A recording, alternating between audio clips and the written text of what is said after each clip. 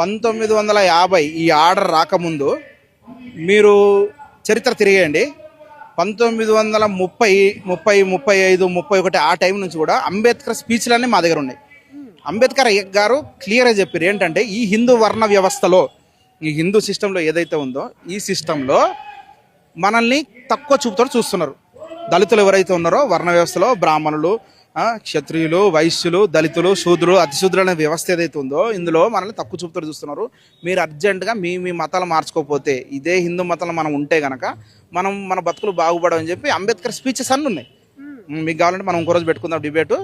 అన్ని ప్రూఫ్లు ఉన్నాయి, అంబేద్కర్ స్పీచ్లు అన్నీ ఉన్నాయి. ఇది అంబేద్కర్ ఏం చేస్తుండంటే, ఈ ఎస్సీ వర్గాలు ఎవరైతే ఉన్నారో, ఎస్సీ వర్గాలకు సంబంధించిన వీళ్ళందరూ ఆయన మోటివేట్ చేస్తున్నాడు. మీరు మారండి, ఎందుకు మన భవిష్యత్తు మార్చుకోవాలి, మనం ఇందులో బానిస బతుకులు మనం ఎందుకు పడాలి, మీరు మారండి అని చెప్పి నన్ను ప్రభావితం చేసిన వ్యక్తులు ఇద్దరు, ఒకడు బుద్ధుడు, ఒకడు యేసుప్రభు అని చెప్పి అంబేద్కర్ స్పీచ్ ఉంది. అంబేద్కర్ స్పీచ్ ఉంది మహారాష్ట్రలో. ఆయన సభలో ఆయన ప్రత్యక్షంగా మాట్లాడిన వాల్యూమ్స్ అన్నీ ఉన్నాయి, మీరు తిరిగేసుకోవచ్చు దాన్ని. ఆ స్పీచ్లో ఆయన క్లియర్గా చెప్తాడు, మీరు ఏదో ఒక మతాన్ని మీరు స్వీకరించండి, ఇందులో ఉండి మీరు సఫర్ అయ్యకంటే మీరు ఏదో మతాన్ని స్వీకరించండి చెప్పి ఆయన క్లియర్గా చెప్పడం జరిగింది. ఇది అక్కడి నుంచి ఆయన స్పీచ్లన్నీ కూడా ఈ హిందూ వ్యతిరేక స్పీచ్లు చాలా వచ్చినాయి. మిమ్మల్ని మీరు లిబరేట్ చేసుకోవాలంటే, మీరు మార్పు చెందాలంటే, మీరు ఒక ఉన్నత స్థాయికి చెందాలంటే మీరు ముందు మారండి, ఏదో ఒక మతాన్ని మీరు స్వీకరించండి, మిమ్మల్ని మీరు మోటివేట్ చేసుకోండి అని చెప్పి ఆయన స్పీచ్లన్నీ ఉన్నాయి.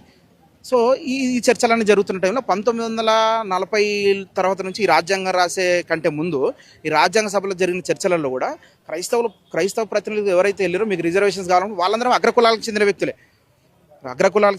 బ్రాహ్మిన్స్ కానీ ఇట్లా పెద్ద పెద్ద వాళ్ళు అగ్రకులాలకు చెందిన వ్యక్తులు, వాళ్ళు క్రైస్తవ తరపున ప్రతినిధులుగా ఆ రాజ్యాంగ చర్చల్లో వాళ్ళు పాల్గొన్నప్పుడు మా క్రైస్తవులకు రిజర్వేషన్ అవసరం లేదు, మేము బాగానే ఉన్నాం, మాకేం రిజర్వేషన్, అది ఎవరు చెప్పారు?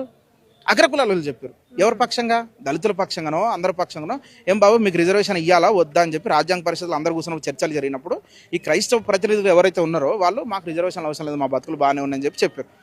సో ఇది జరుగుతున్న క్రమంలో అంబేద్కర్ ఇన్వాల్వ్ అయ్యిండు, అన్ని సరే వీళ్ళకి సరే అయినప్పటికీ మతంతో సంబంధం లేకుండా రిజర్వేషన్ మనకి